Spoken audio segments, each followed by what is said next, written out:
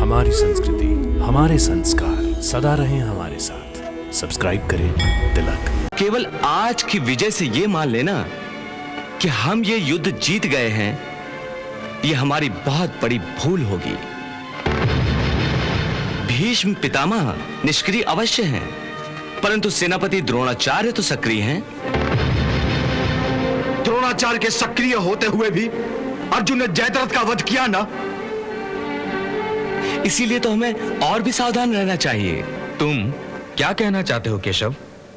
यही कि आज के युद्ध में कौरवों की पराजय नहीं हुई है, पराजय हुई है युद्ध कुशल और अजय सेनापति आचार्य द्रोण की।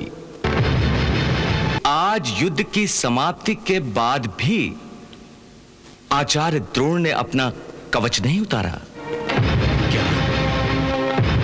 ये क्या कह रहे हो केशव? द्रोणाचार्य ने कवच नहीं उतारा? इसका अर्थ यह है कि उन्होंने अंतिम युद्ध का व्रत ले लिया है। या तो वो स्वयं मर जाएंगे या वो सारे पांडवों को मार देंगे। मैंने पहले ही कहा था कि मैं भाग्य से नहीं लड़ सकता। आपके भाग्य में क्या है, इसे आपको उसी दिन पढ़ लेना चाहिए था जिस दिन भीष्म पितामह शिखंडी के कारण निष्क्रिय हो गए थे। गंगा पुत्र भीष्म, जिन्हें दानव तो दानव, देवता भी परास्त नहीं कर सके, हमने कर्ण या फिर स्वयं मैं क्या चीज हूं?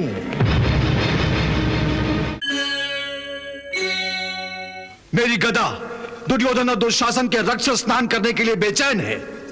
मेरी प्रतिज्ञा पूरी करने का क्षण पास आ रहा है। उस निर्लज और पापी दुर्योधन की जांघ मैं अपनी गदा के प्रहार से तोड़कर रख दूंगा और उस अधर्मी दुशासन का सीना चीरकर उसके रक्त से पांचाली द्रौपदी के बालों को नहलाकर मैं अपनी दूसरी प्रतिज्ञा पूरी करूंगा। करने दीजिए दुर्योधन को अंतिम युद्ध, करने दीजिए। भीम भैया, अपने क्रोध पर अंकुश लगाइए। अपने आप पर संयम रखो भीमसेन। किस लिए रखूं संयम? क्यों लगाऊं अंकुश? इसलिए क्योंकि हमारा सामना केवल दुर्योधन और दुशासन से नहीं है, आचार्य द्रोण से भी है।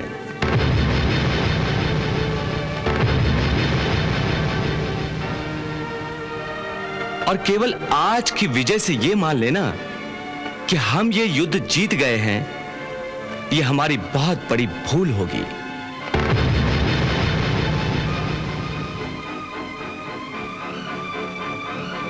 हां, भीष्म पितामह निष्क्रिय अवश्य हैं, परंतु सेनापति द्रोणाचार्य तो सक्रिय हैं। केशव, द्रोणाचार्य के सक्रिय होते हुए भी अर्जुन ने जयद्रथ का वध किया ना। इसीलिए तो हमें और भी सावधान रहना चाहिए।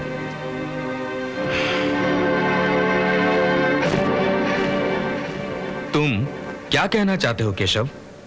यही कि आज के युद्ध में कौरवों की पराजय नहीं हुई है, पराजय हुई है युद्ध कुशल और अजय सेनापति आचार्य द्रोण की। जयद्रथ के वध के कारण द्रोणाचार्य की युद्ध कुशलता का अपमान हुआ है। उन्होंने जयद्रथ की सुरक्षा का जो वचन दिया था, वो वचन मिथ्या हो गया है। इससे उनके अभिमान को चोट पहुंची है और वो घायल होकर एक शेर की भांति बिफर गए हैं।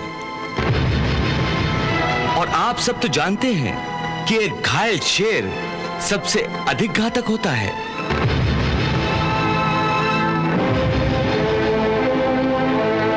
इसलिए अपने गुप्तचरों को सतर्क रहने का आदेश दीजिए बड़े भैया, क्योंकि द्रोणाचार्य कल के लिए कौन सी रणनीति अपनाएंगे, यदि उसकी जानकारी हमें पहले से ही मिल जाए तो उसके उत्तर में हम उचित रणनीति तय कर सकेंगे। केशव, तुम्हारे ऐसा कहने से सबकी हिम्मत टूट जाएगी। नहीं पार्थ, मैं केवल आपको सतर्क कर रहा हूं। और अब मैं आप सबको एक ऐसा सत्य बताने जा रहा हूं जिसका ज्ञान आप में से किसी को भी नहीं है।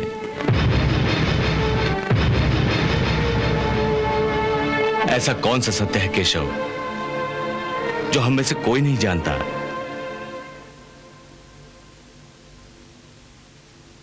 वो सत्य यह है बड़े भैया कि आज युद्ध की समाप्ति के बाद भी आचार्य द्रोण ने अपना कवच नहीं उतारा। क्या ये क्या कह रहे हो केशव? द्रोणाचार्य ने कवच नहीं उतारा? इसका अर्थ यह है कि उन्होंने अंतिम युद्ध का व्रत ले लिया है। या तो वो स्वयं मर जाएंगे या वो सारे पांडवों को मार देंगे। और यह भी हो सकता है कि वो आज रात को ही आक्रमण कर दें। इसका अर्थ यही हुआ केशव कि केवल दुर्योधन ही नहीं, गुरु द्रोणाचार्य ने भी अंतिम युद्ध करने का संकल्प कर लिया है। आर या पार।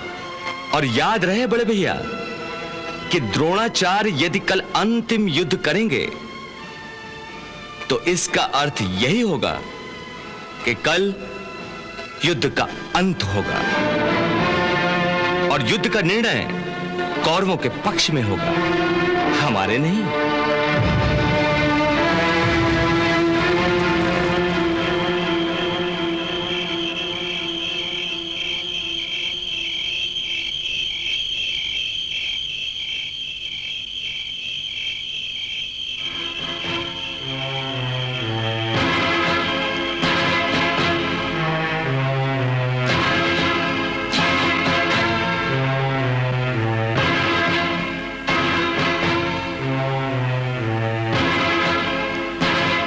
आचार्य।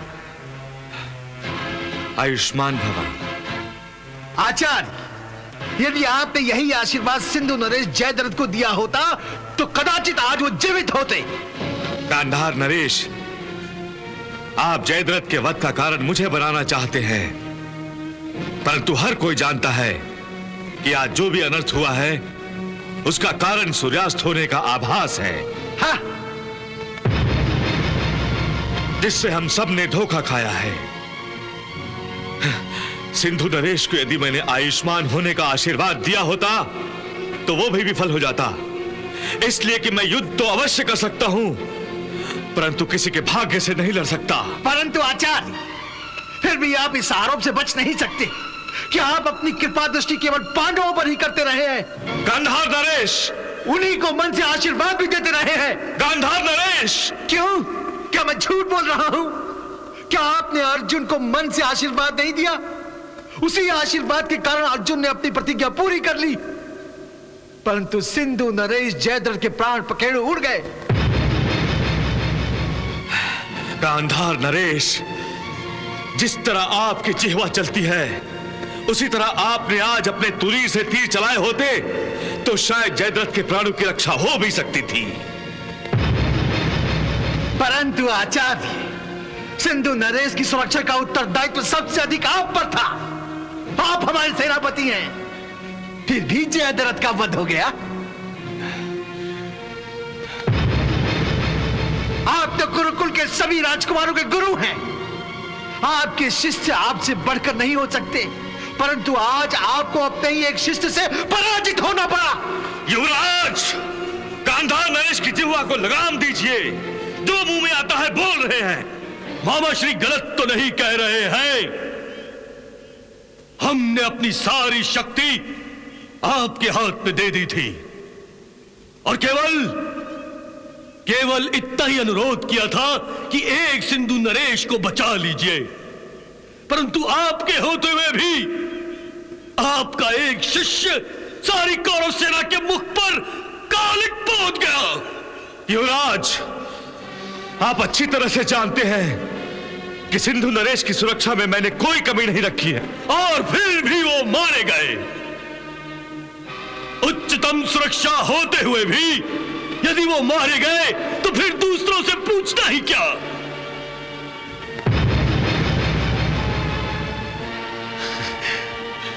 मुझे विजय दिलाने की इच्छा में मेरे जो जो मित्र हमारे पक्ष में आए थे वो सभी को अपने प्राण गंवाने पड़े। जो भी वीर, महावीर, मुझे पृथ्वीपति बनने की इच्छा से मेरे हित में युद्ध कर रहे थे, वो सभी पृथ्वी की ही शैया बनाकर सो रहे हैं। आचार्य, इन सब की हत्या का पाप मेरे माथे पर लिख दिया जाएगा, मेरे माथे पर।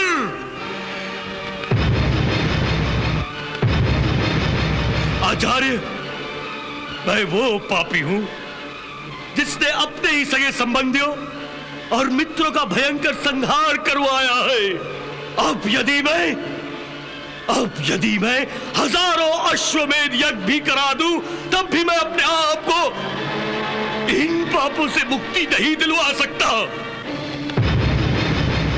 आचार्य, मैं इतना स्वार्थी भी नहीं हूं कि मेरी खातिर अपने गर्दन कटवाने वाले मित्रों की वीर मृत्यु पर अपनी बलि चढ़ाकर उन्हें श्रद्धांजलि भी ना दूं। ये आप क्या कह रहे हैं युवराज? आचार्य, अब मैं जीना नहीं चाहता। मुझे मेरे अपनों की लाशों पर खड़े होकर जीने का कोई अधिकार नहीं, कोई अधिकार नहीं।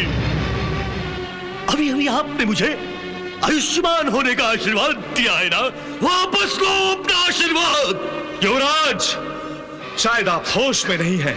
हाँ आचार्य, मैं होश में नहीं हूं, मैं होश में नहीं हूं। हाँ आचार्य, मैं होश में नहीं हूं। मति मारी गई है ना मेरी, बुद्धि भ्रष्ट हो गई है मेरी। इसीलिए देखकर भी नहीं देख सका कि पितामह भीष्म युद्ध तो मेरे पक्ष में कर रहे थे, परंतु चाहते थे कि पांडव विजयी बने। हाँ, मैं होश में नहीं हूं। इसीलिए यह भी नहीं जान सका कि अर्जुन आपका प्रिय शिष्य है, जिसके सामने हम आपको तुच्छ नजर आते हैं। परंतु आचार्य, अब मैं होश में आ गया हूं, मेरी आंखें खुल गई हैं। अब मैं जान गया हूं कि केवल अंगराज कर्ण ही मेरा सच्चा मित्र है। केवल अंगराज कर्ण ही सच्चे मन से मेरी विजय चाहता है, और केवल एक अंगराज कर्ण ही मुझे विजय दिला सकता है। विजय। कथनी और करनी में बड़ा अंतर होता है युवराज। विजय दिला देने वाले जान हथेली पर रखकर युद्ध करते हैं, जान बचाकर रणभूमि से भागा नहीं करते। अर्जुन ने जब जयद्रथ का वध किया, तब तुम्हारा यह सच्चा मित्र क्यों आगे नहीं आया? कर्ण अवश्य ही सिंधु नरेश की रक्षा कर सकता था, परंतु यदि वो ऐसा कर लेता तो फिर आपके सेनापति होने का क्या लाभ?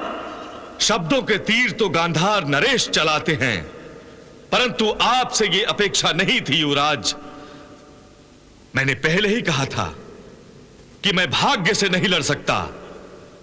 आपके भाग्य में क्या है, इसे आपको उसी दिन पढ़ लेना चाहिए था जिस दिन भीष्म पितामह शिखंडी के कारण निष्क्रिय हो गए थे। गंगा पुत्र भीष्म, जिन्हें दानव तो दानव, देवता भी परास्त नहीं कर सके, हमने कर्ण या फिर स्वयं मैं क्या चीज हूं?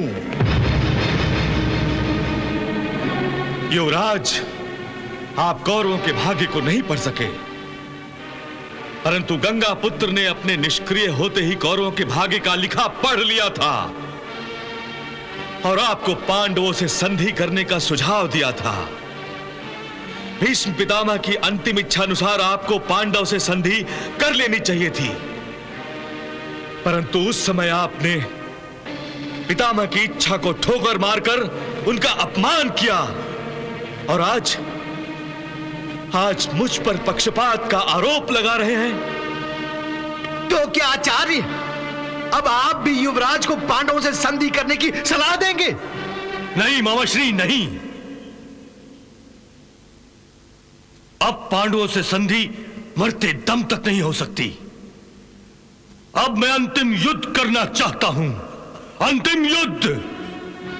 या तो मैं पांचों पांडवों सहित समस्त पांचालों को मारकर उनके खून से युद्ध भूमि को लाल कर दूंगा, या स्वयं अपने प्राण त्याग दूंगा। ऐसे साथियों के साथ जीने से क्या लाभ? जो मन से पांडवों के साथ हैं और सदा ही उन्हीं की विजय की कामना करते हैं।